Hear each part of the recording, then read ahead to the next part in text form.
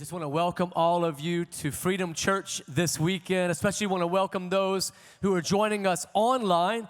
I know that a significant amount of our church is still joining us online, and we had some technical difficulties at 8 a.m., so now we have the 8 a.m. crowd. Hopefully you came and stuck around, and our 9:30 crowd joining us right now, and the rest of the day you'll be joining us as well online, and so we're so thankful for you. In fact, why don't all of you who are in the house just give all of them that are joining us online a hand, and we're glad to have you. You're a part of our church. We know there are all kind of various reasons why you are not here, and so we pray for you. You're a part of this Freedom Church family, and we're glad that you are here. Also, if you're a first-time guest with us, we just want to say welcome to you as well. We are always glad to have first-time guests with us that are coming and checking out Freedom Church for the first time, whether online or in person. And we just want to say this is a great weekend for you to come, because this is a special weekend in the life of our church. Every year, we set aside a whole series of sermons that we call Overflow, that leads up to an Overflow weekend where we get the opportunity to return our Overflow offering. And you may be asking, well, what is that?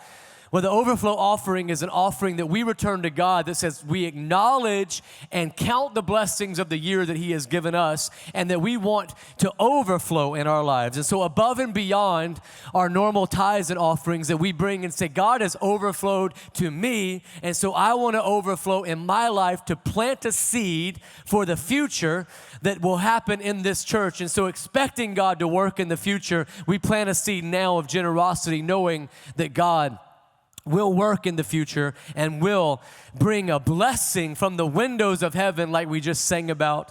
And from the windows of heaven is where He blesses us, as Malachi chapter 3 tells us. And we've been studying this passage of Scripture throughout this whole series. In Malachi 3 it says, "Bring all the tithes into the storehouse, so that there will be enough food in my temple. If you do, says the Lord of heaven's armies, I will open the windows of heaven for you." He opens the windows of heaven for us, and I will pour out a blessing so great that you won't have enough room to take it in. Try it. Put me to the test. And so, in this series, we're talking about dropping nets. You remember Peter last weekend? He said, I'll drop my net, Jesus, if you tell me to. And so we're dropping nets all over the place, believing God, asking God that He would let us have a catch like Peter did, have something that breaks the nets. We're not just dropping nets, but we are, make your arrow, come on. We are shooting arrows right now, saying, I will shoot arrows out of the window. As long as God's blessing the arrows, I'll shoot them. Bring me some more arrows. We're praying prayers, asking God to bless our prayers. We're grabbing on to hope, asking God to bring hope. Isn't hope a good thing? Somebody just give a hand for the hope that God brings. Because even when we're in the midst of a situation where we're having to drop nets, believing that God can do something, shoot arrows, believing that He can bring a blessing, there's always the hope. Because once God has done something in your life, you always remember it when you're asking Him to do something else. And you go, He's done it before, He can do it again. And so we're just praying, God, would you bring hope into people's lives who need hope right now? And I know right now there are many of us who need hope. There are many of us who need to ask God to bless us in our lives, and we can meet with a God who is opening up windows of heaven so that we can meet with Him. What an amazing God He is, that He said, you don't have to come to me, I'll come to you. It'll be a window from heaven, and I'll send my Son to die for you from there, and I'll send blessings from heaven for you, and you'll be able to count, what does the old song say, your many blessings one by one, and you'll be able to see what God has done because of what I'll do in your life. We serve an incredible God who does incredible things for us. And so today, we are planting a seed to be future blessings in our lives, because knowing that when we plant a seed obediently to God, He always has a future harvest for us to be able to pick those blessings. And that's called a legacy. A legacy. And we're all concerned with our legacy, right? It's some way or another. Maybe you've never called it a legacy, but you're like, what is going to be remembered about my life? What am I doing in my life that actually will make a difference in someone's life beyond me? Maybe even when I'm gone. And for a lot of us, we've been around long enough to see people leave us and to go on to be with Jesus, hopefully, and that they've left this earth, and we go, man, people are so easily forgotten, right? And you wonder, like, what happened in their life that created a legacy? Coaches and presidents and leaders are always worried and concerned about their legacy because we want to know that something about us extends beyond us. We want to leave a legacy for our families, for our towns, for the people around us where they go, hey, we want our life to have mattered, right? And that's a legacy when we've planted a seed now, knowing that we might not even be here when the future harvest is taken, but that our lives will have meant something and will have mattered something. And can I submit something to you? That I believe our greatest legacy comes from our greatest generosity. It is in those seeds that we plant of generosity, where we take our time, our talent, our treasure, and we actually give away what we could keep for ourselves. We always have the choice to keep our time. We always have the choice to keep our talent only for us. We always have the choice to keep our treasure only for us. But we have an opportunity to plant them as seeds, giving them away into someone else's field so that they can be a harvest, a blessing from God that will come out of the windows from heaven that will allow us to see that our lives can matter for something beyond ourselves. That's a legacy. And I want to show you a story in Luke chapter 21. We'll look at the whole story in just a moment. If you have your Bibles, you can turn there, or you can go on your smart devices. Just don't get distracted. I know you guys don't get distracted. And then if not, you can look up on the side screens as well. But we'll look at Luke chapter 21 in just a moment. It's a story that honestly, I think most of us are very familiar with in some way or another. We've probably heard this story before. It's a story that we will call the story of the widow's mite. The widow's mite. The mite, M-I-T-E, were were coins. They were the smallest denomination of coin that existed in the first century. And this widow brings these 2 mites in this story to the offering plate. But we call it the widow's mite, M-I-T-E. But what I want us to see this weekend is it was actually the widow's might, M-I-G-H-T. Because what we see is that when God gets his hands on something that we think is small, that he is able to make it mighty because he is a mighty God. It's not about what we bring, but it's about what God can do with what we bring, is what we learn through this story. And we see the widow's mite at practice in our own lives, and we see the model that she is set up to be of generosity. I serve a mighty God who can take something that is so small and something that is so seemingly insignificant, and he can bring significance to it. Seemingly won't have an impact, but he can make it impactful, that he is able to do all things through even the smallest of gifts that I can bring. The widow's story, the story of the mite. But let me just take you into the world before we look at the story of a first century woman, especially a first century widow. And this is a story that tells us that women really didn't have a lot of options in the first century for how they would be taken care of. The main way that they would be taken care of was through their husband. And they depended on their husband for everything. They had no rights. They had no privileges. They had no land outside of land that was their husband's. And oftentimes that would skip them even when they were widowed and would be left to children or other family members, males in the family that maybe could take care of them. And so just like today, every woman's situation was different based on their children's age, their husband's wealth, the wealth that they would be able to leave them. Their situation was different. If their father, the woman's father, was still alive, maybe they could go back to their household and be taken care of if they were widowed in that way.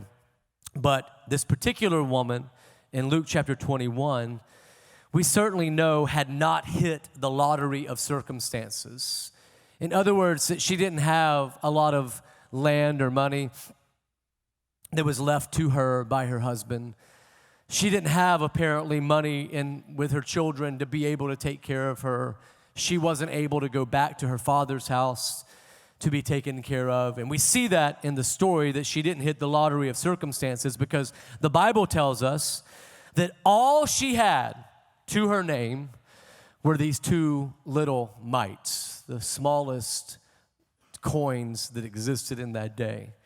And so because of that, we know she didn't have something else to depend on, someone else to lean on. And we see that her circumstances were certainly those that left her with very few opportunities.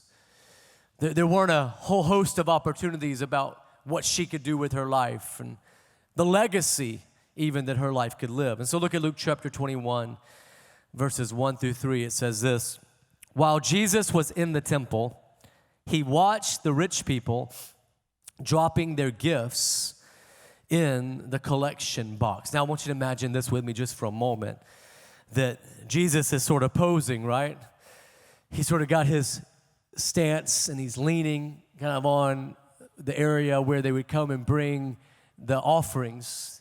And he's just kind of watching everybody as they come in to bring their offerings. Can you imagine this moment where you're coming in and this guy who has said he is Jesus, has said he is the Messiah, this guy who said he literally is the Son of God, that he is God, that he is the I am, the only one who can be praised and worshiped, the one that you're literally bringing your offerings to, that he is watching you bring in your offering. Can you imagine if there was this place where God actually watched and cared about and had something to say about our generosity? I mean, can you imagine if God was watching us, what we gave and of our time? I guess he is, isn't he?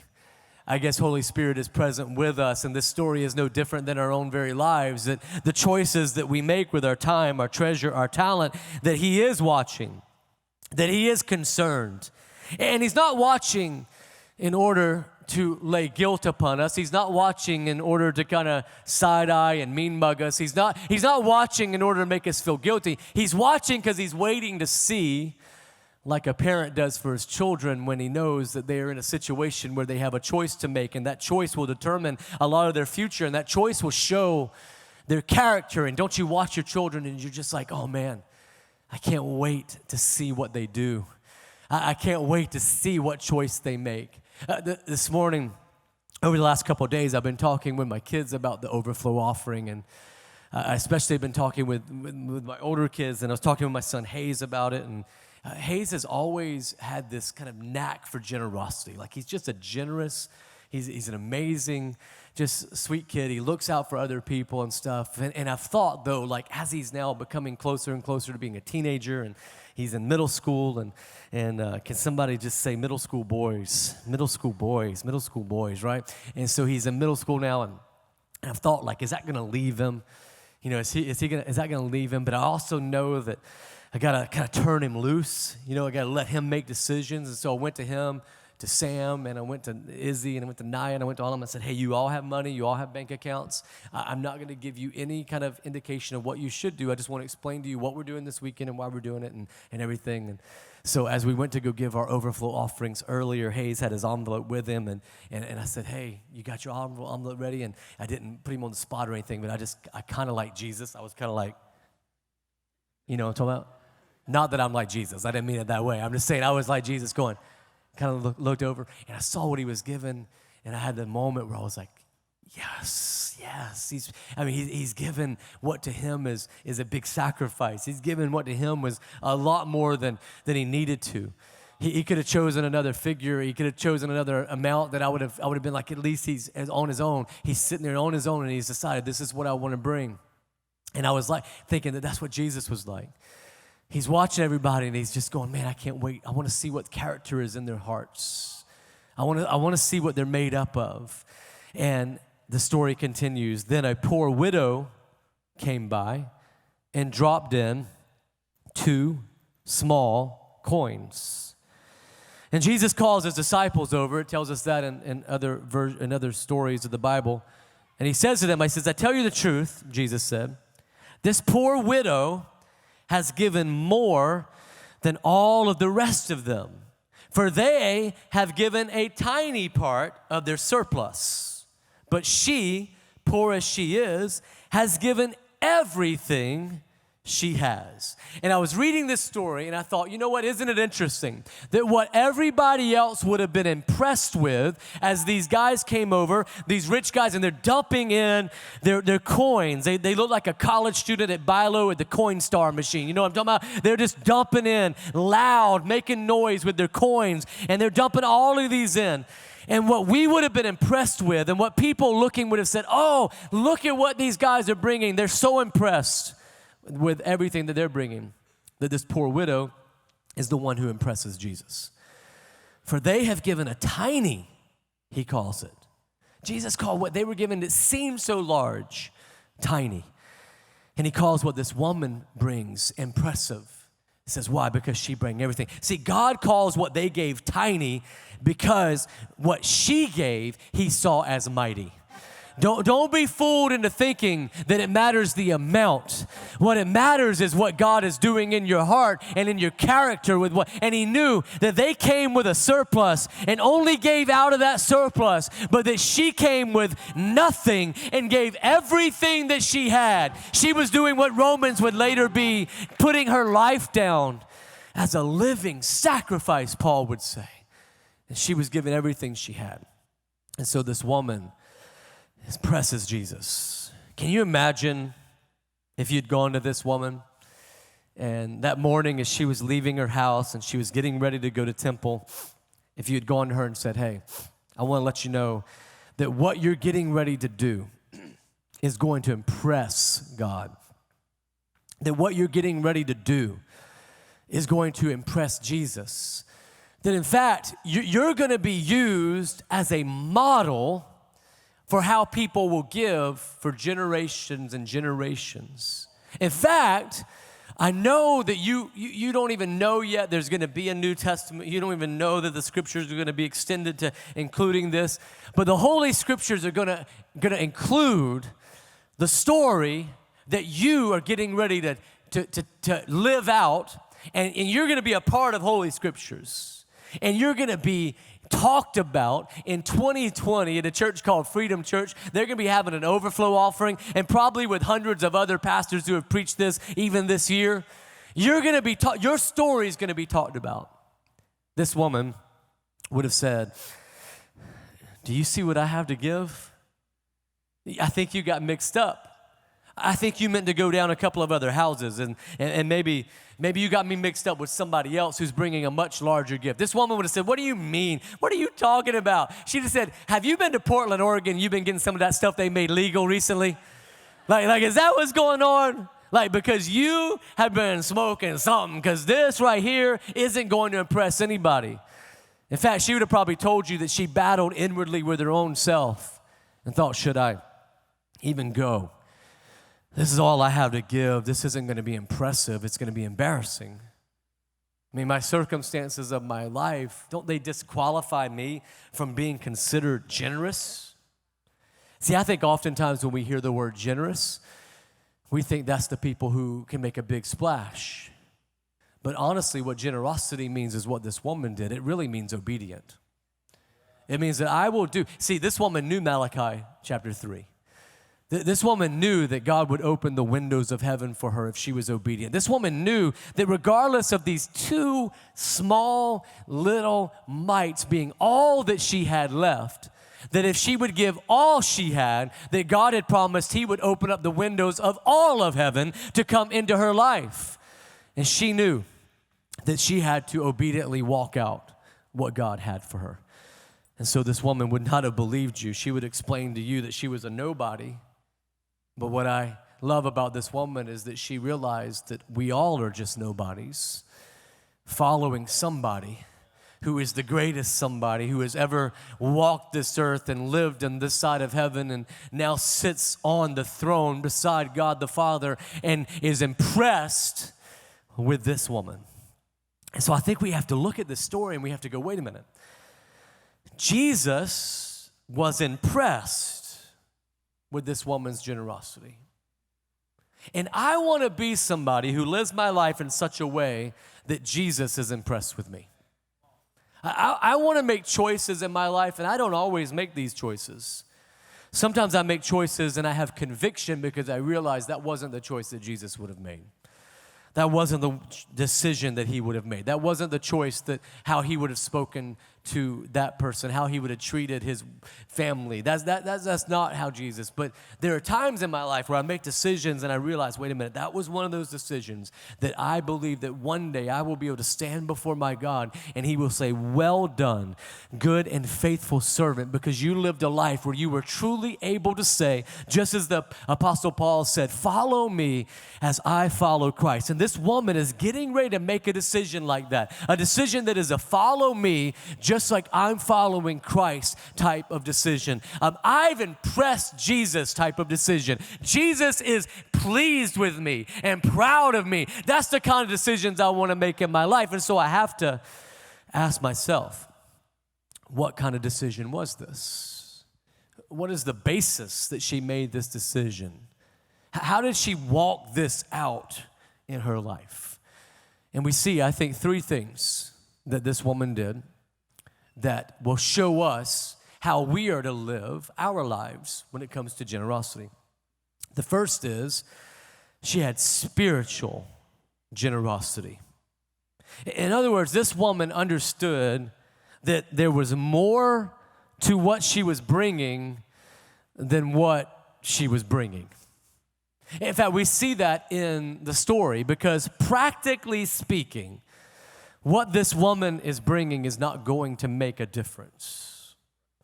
I know that in the end that her two mites combined with other people's mites practically can do something, that in the end it is our small gifts cumulatively that all make a difference, and I know that. But her actual gift, practically speaking, were the two smallest amounts of money that she could have brought. In fact, there was no smaller amount of coin that she could have brought. She had two of them, and she decides to bring all two of them because she realizes that it's not about what it's going to amount to practically, it's what it's going to amount to spiritually. Because she understood that when you take whatever it is you bring and get to return and you give it to God, that he opens the windows of heaven. And what does that mean? Is that there's something spiritual to what she was bringing. That it was more about the obedience than it was about the amount. It was more about what she was bringing, in that she was bringing herself as a living sacrifice, than it was about the amount she held in her hands. And she understood that she was coming to bring to, in that time, the temple, but what we would say the church. And what we can transpose on this and over this situation is realizing that there's something spiritual about what we do when we bring back and return our tithes and offerings. That it's just great to be a philanthropist, and if you give to other organizations, I understand why you would want to do that, and I understand making a difference through those organizations, and that is all good. But what this woman understood is you don't give outside of the church until you've given to the church. Because there's no other organization that's making an eternal difference in people's lives. And she understood that though it is okay to give outside, and it's okay to keep for yourself, and it's okay to spend on yourself, that it's all about order. It's not whether you give to other organizations. It's not about how much you decide to keep. I'm not even getting into all of that. What I'm talking about, it's about what you do first and what you put first. And we saw that a couple weeks ago when we talked about sort of the God's economy when it comes to the tithe, that we give that first, that it's the first thing we do. Why? Because when we give it first, it shows our trust in God, that he can do more with 90% than we could ever do with 100%. When we do it last, it shows our trust in ourselves. Well, if I manage my money right and I have some left over, then I will give like these did out of their surplus. This story tells us as much about the order of how these people gave as anything. What does it say? They were giving out of their surplus. They were giving from their leftovers. They were giving when it was easy. They didn't see the spiritual connection between giving that this woman saw. And she knew because she had read Malachi chapter 3. She knew because she didn't have anywhere else to turn. She knew because she needed the windows of heaven to be open, because there was no other way that she was going to have her needs met in her life. That if she would trust God, that she would have a spiritual blessing. She didn't know if she would have a monetary blessing, but she knew she'd have a spiritual blessing. So she had a spiritual generosity. There was more below the surface, this woman knew, than just the practical gift that she was bringing. The next thing that we see in this woman is it was sacrificial generosity. Sacrificial generosity. That's giving that makes a difference. Here's what I've tried to do in my life, is not just to be generous and not just to be a generous giver, which we all want to do and we're all commanded to do, but to make sure that it's sacrificial. And here's what being a sacrificial giver means. It means giving in a way that you giving means there's something you won't get to receive. There's something you won't get to have. And so we give to others, not out of our surplus, not going, yeah, I've got plenty left over. I've heard people say, I just can't afford to give. Well, of course you can't. That's why it's called sacrificial generosity. And of course you can't afford to give because you haven't done your money God's way. And so you can't afford not to give, really, is what it boils down to. But there's a characteristic of sacrificial giving that we don't really do a lot of in our society anymore. And that is pain. And I know it's not the best way to get you to become a sacrificial giver to tell you it's going to be painful. I know that as a motivational speaker, I should tell you how when you give, God's going to open the windows of heaven and it's all going to be monetary that he brings to you, but that's not always been the case for me. I've given monetarily and not received back monetarily every time, but I've received back in ways that I couldn't buy with actual money. I've missed out on things that I maybe would have, could have bought, would have done. I've chosen not to live certain lifestyles because of the giving that we have done as a family, and it's not always come back to me tenfold and monetarily. And so I know it's not the best sermon to preach as far as if I want to just manipulate you into doing something, but I don't want to manipulate you. I want to help you. And the way I want to help you is to tell you that in our society, we avoid pain. Pain avoidance is actually most of our full-time jobs. Have you seen a playground lately?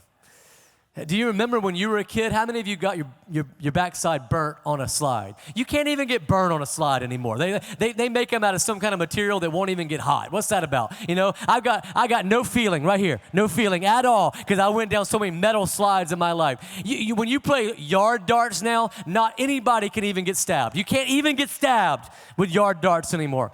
Anybody else have yard darts that actually look more like a torpedo that you'd kill a whale with? Did anybody else have those?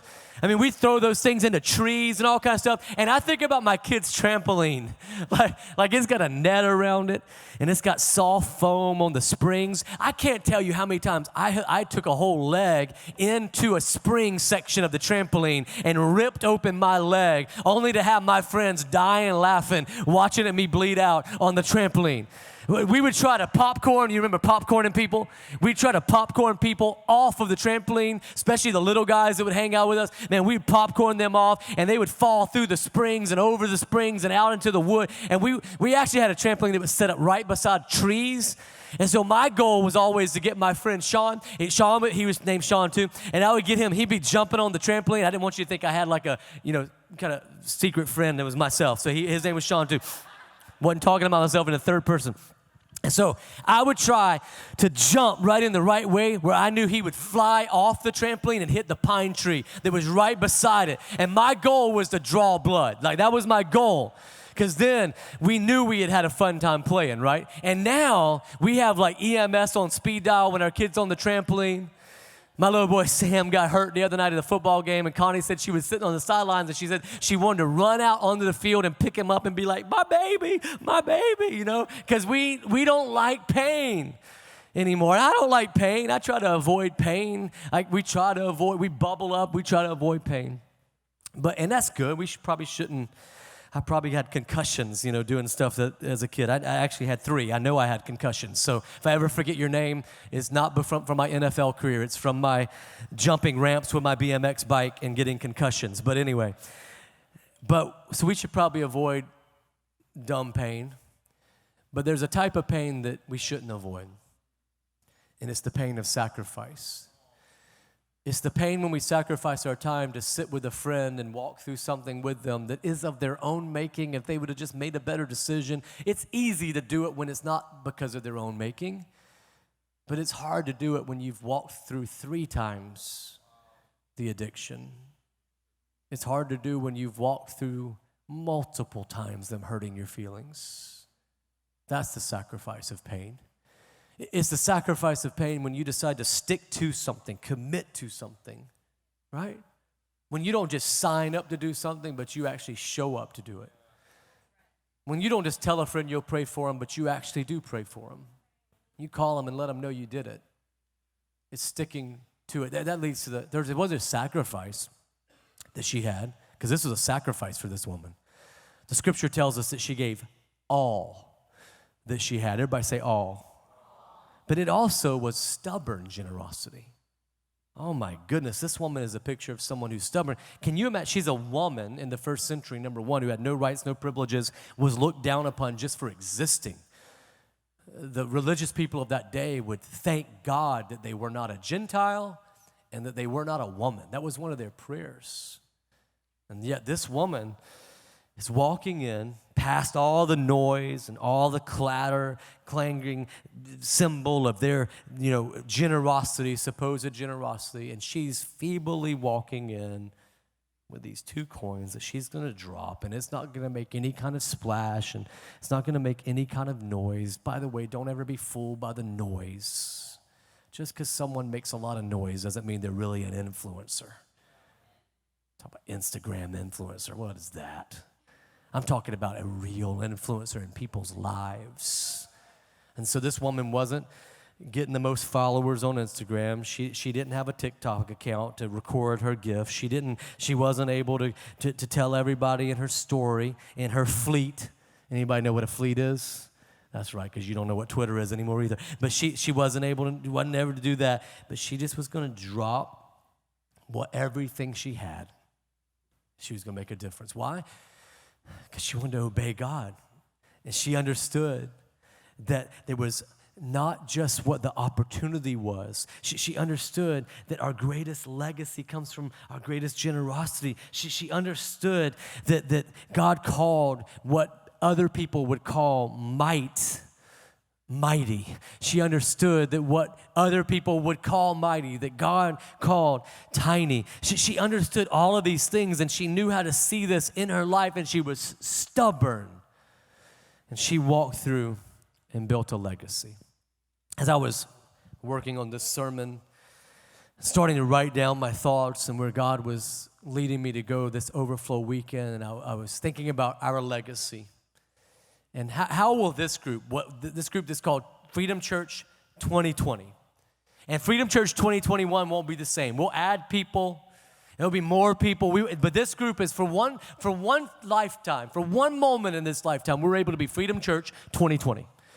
And we're able to say we made it through the last 8 or 9 months. And we're able to say we got to this moment. And we got to ask, though, what legacy will we leave? And as I was thinking about, and I couldn't help but think about my own life. And, I've had the opportunity to see a lot of ministry harvest. 29 years almost now of being in church ministry and working for church and being in ministry as a pastor or leading youth ministries and different things. And I've gotten to see a lot of harvest. You're a part of it. I've gotten to see a lot of what we might call success. You're a part of it. And been able to sit back and go, God, thank you so much for blessing me. But I kept tracking it back and going, if I'm ever to have a legacy, where will it come from? And I couldn't help but go back to the very moment when I was 17 years old. And God, as he would have it, would convict me one night while I was in a hospital because my youngest sister was being born. And I went to the hospital, and I was there, and I was thinking about legacy. Like, what will my sisters see in my life? And I had to answer the question with really not a lot of good stuff. And right there in that hospital, I prayed and I asked Jesus to save me, and I allowed him to save me in that moment. But as I thought back to the legacy that I'll have, that's my legacy of salvation, but that's not really where my legacy was born. If I'm to have any legacy, I had to go back and go, but in that moment, I was saved, but then God would surround me with the people in my life that would disciple me. And so I started thinking about that. Who was influential in my life? Why do I have this legacy? And I kept going back to this one name. And I kept going back to these moments that surrounded this one place and these opportunities that came from this one man. And I kept thinking about Pastor Mickey White. And I've asked Pastor Mickey to join me this weekend. I texted him and called him and said, hey, would you be with us this weekend? Because I wanted to honor him, and let me tell you why. Because when I think about legacy in my life, I wanted to give you some handles. And I wanted you to see somebody that could say, follow me as I follow Christ. And I kept going back to Pastor Mickey. First, because immediately upon asking Jesus to save me, I started going to something called FCA. And it was a lot of fellowship, and it was a lot of Christians, but it wasn't a lot of athletes, but that's what it was called. And we would meet every single Monday night at Pastor Mickey's house. And I found out that Pastor Mickey would have this, and there would be a couple dozen to almost 100 of us, sometimes high school students, who would show up to Pastor Mickey's house. And for 18 years, every single Monday night, somebody say 18 years. Some of you didn't even want to put up with your own kids for 18 years. But Pastor Mickey put up with all of us for 18 years. He'd open up his home on Monday nights. And you know what was always there? There was always pizza, there was always something to eat, there was always candy, there was always soda, there was always somebody to bring the word, whether it was Pastor Mickey or somebody else that he had gotten to come, and somebody to lead us in worship, and somebody to talk to us and pray over us, and people pouring into us, and always a home that was open up. And I'll be honest, back then as a high school student, I don't even know Pastor Mickey if I even ever said thank you. Like, I think I just came, I ate pizza, I drank soda, I loved it. We had the time with God and ministry moments and all that, and then at around 9 o'clock or whatever, when it was over, I went home and knew we'd do it all again the next day. But how many of you have ever opened up your home to teenagers? How many of you know that means there's going to be pizza crust left all over the place? They're probably still finding pizza crust at Pastor Mickey's house. That was buried in sofas, and there was here and there, and soda all over the place, and just wrecking the house with a bunch of teenagers who came over who didn't know anything about cleaning up because they didn't clean up at their own house either. Somebody got some teenagers knows what I'm talking about. And so every single week, just sacrificial, it built a legacy. It was in that place that because of that I would learn about leadership.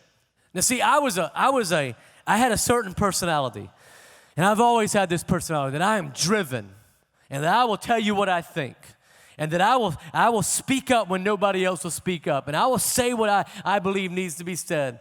But I didn't know that could be a leader. I thought that was just annoying. That's what I had found most of my life, right? But then Pastor Mickey spoke into me and spoke over me and said, I think you got leadership potential. And nobody had ever told me that before. I'd had people tell me that I wouldn't make it through school. I'd had people tell me that I was too abrasive. I'd had people tell me that they didn't know what I would be. I had a coach one time that told me I had lots of potential, and then he cut me from the team 5 minutes later.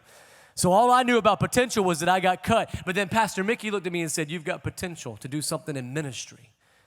And I didn't know what that meant or what that looked like. But it was a seed that he was planting with his words that was able to be harvested and watered and able to come into fruit that is now. Freedom Church would not exist today if it had not been for Pastor Mickey White speaking that over my life. And it would be in that same yard. In fact, I can remember the very moment when I was getting ready to step out of the door. So I was stepping into the back, little side porch area, out of the door, the big sunroom type area that we were in, that we would meet in, and I was stepping out of that area when a young lady would come up to me and she'd say, hey, you've changed. And I said, yes, I have. Changed a lot. And I changed. I completely changed my life. I was radically saved. I mean, I changed everything about my life. It was so noticeable to everybody. And she came up to me and she said, you've changed. Something about you's changed. And she looked at me and she said, I need to change. I need change in my life, and I need what you've got. I need whatever happened to you to happen to me. And so right there in that moment, I would get the opportunity, one of the first times in my life, really, to be able to pray over this young lady. And as I would pray over her, she would ask Jesus to save her that day. And it would radically change her life, but it would also radically change mine, because as soon as she got saved, I stepped back and said, Jesus looks good on you, girl. We should go out. I waited 1 month, actually. I waited 1 month before I asked her out. And then later on, I would marry her about 4 years later. And now 28, almost 29 years later, we've been married. And you now know her as Pastor Connie Wood. But before she got a chance to pastor all the ladies of this church, how she pastors you so well, before she got a chance to pray over so many that she's prayed over, Pastor Mickey White opened up her home where a young kid who was told he had potential and could pray for somebody. I didn't know I could pray for people. I didn't know I had the authority to do that. But Pastor Mickey helped me to realize that. And then he would go on to have influence. We put something up on Facebook and Instagram, and people were saying such nice things, but Breck Enzer, who goes to our church, and she talked about when she remembered Pastor Mickey baptizing her and the influence that he had in her life when she was at Santee Circle Community Church, where he would pastor for 13 years. After having been at Bono Baptist as the music leader at that church for 30 years. After at Santee Circle, he would have the ability and a vision from God, and as a visionary leader, to develop a thought of how could we help people who are going through addiction. He got tired of seeing people go through addictions without any way to help them and point them towards Jesus. And so with a group of other people, they would vision this idea of changed lives ministry. How many of you have ever heard of or been involved in or had family involved in changed lives ministries? Talking about influence. And now at Mount Olivet, he's been preaching there for years. He's still got preach in him. And here's what I've started to do in my life. I've started to look for people like Pastor Mickey who have been doing it for decades and decades and decades and had the gray hair to prove it, because ministry's hard. And if you've lasted as long as Pastor Mickey has lasted in ministry, you know you've had people surround you and come around you, and you've poured into people. And we saw Vicki Seiler talked about her son Tip Seiler online. And Tip was an acquaintance of mine. I was a couple years older than Tip. But we were on FCA council together, and Tip was tragically killed by a drunk driver in Moncks Corner when he was 16 years old. She talked about in losing him that one of the things, though, she remembered is the son that she had who loved Jesus, who ran hard after Jesus, that even though she lost him too early, he already had a legacy. But that was started by the seeds that were planted by Pastor Mickey, who poured into him and made a difference in his life. And when I was thinking about legacy, I couldn't help but think about Pastor Mickey. And I couldn't help but think about how, when I asked him if he would be here, he said, I'm more than happy to come. I'll honor you by coming, but really all I've ever done is live out 1 Corinthians 1:27 in my life, which says, but God chose the foolish things of the world to shame the wise. That God chose the weak things of the world to shame the strong. He said, I'm neither strong or wise. I'm just foolish, but I'll be there. And I wanted to take the time today as Freedom Church, because we don't exist without Pastor Mickey White. So many things in Moncks Corner and Berkeley County haven't happened. And you might have heard of one other guy. There's one other guy, you probably never heard of him. His name's Stephen Furtick.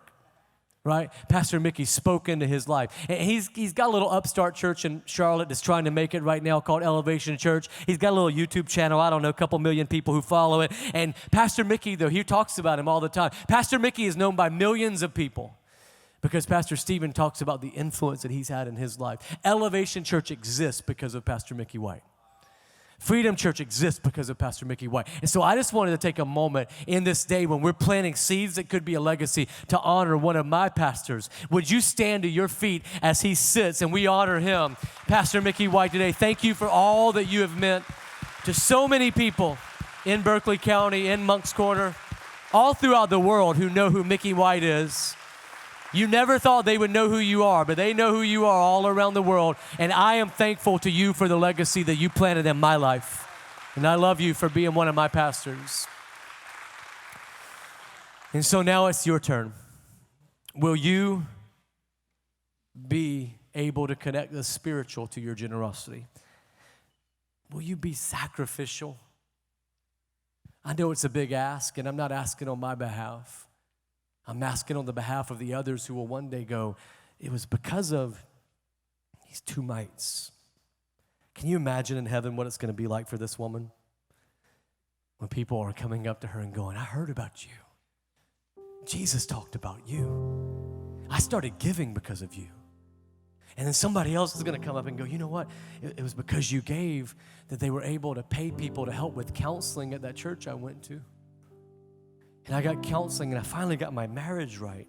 And I finally got my life right. And then somebody from Change Lives Ministries is going to come up and go, man, it was because people gave that I was an addict, but I wasn't called an addict when I went there. They called me something else. They called me someone who used to be an addict. They called me healed. They didn't look at me as a hindrance. They looked at me as healed. That there will be thousands of people that will be affected by this new building. We don't build buildings because we need buildings. We build buildings because we love people. And so there'll be people that'll go, you know what? It was when y'all expanded that I was able to come because I wanted to come, but there was just so many people and the parking lot was so crowded. And I took my kids to the 2-year-old room one time and they had them stacked. And so I decided y'all didn't have room for me right then, but I came back when y'all expanded. There'll even be people who go, man, I thought it was cool y'all got a new building. I thought it was cool. I didn't realize it wasn't that cool, that what was cool actually was the people who were there. And someone actually looked me in the eyes and cared for me and loved me. So I wonder what it'll be like in heaven one day. I don't know that I'll get to see on earth all of the harvest of what God does through my obedience. But I do know I'll get to see in heaven. I'll get to hear stories. And so it's our turn. Today we're going to bring our overflow offerings. And even if you give online, and you can do that, if you're online or watching online right now, there'll be a link that you can give. If you're in the house, you can point at the QR codes, or you can go to your Tithely app or whatever. But even if you give online, we want you to respond. And here's why. We got these 2 windows on either side. And I want, you've got an offering envelope, overflow offering envelope. This is above and beyond your normal tithes and offerings that you're bringing to go, I want to plant a seed. I want to make an impact in the future of this church and what's going to happen in 2021. And if you give online, just simply write gave online on this, but still bring an envelope because I want you to have something as a symbol in your act of obedience. And take your step while we're singing and just come and put your offering in the windows. And right there in front of the windows, we have these widow's mites. And so I want you to grab one of those, just one. It's a budget year. It's 2020, y'all. Just grab one of those. And I want you to take that with you. And what I want you to do is every time you start to believe that maybe your giving doesn't matter, that it's not significant, that it practically doesn't really meet any needs, I want you to remember that what God you see as tiny, God sees as mighty. And I want you to remember that. We're going to sing and we're going to respond. We're going to give sacrificially. We're going to give stubbornly when it doesn't make any sense. And we're going to give obediently. God, would you allow us to see the windows of heaven opened up? That as we give now, that you would, God, give us just even a peek into what you can do and will do through our giving. That, God, you would allow us to live obedient lives so that the opportunities that come before us will be opportunities birthed out of that obedience. And we give now joyfully and grateful for all you've done for us. In Jesus' name, amen.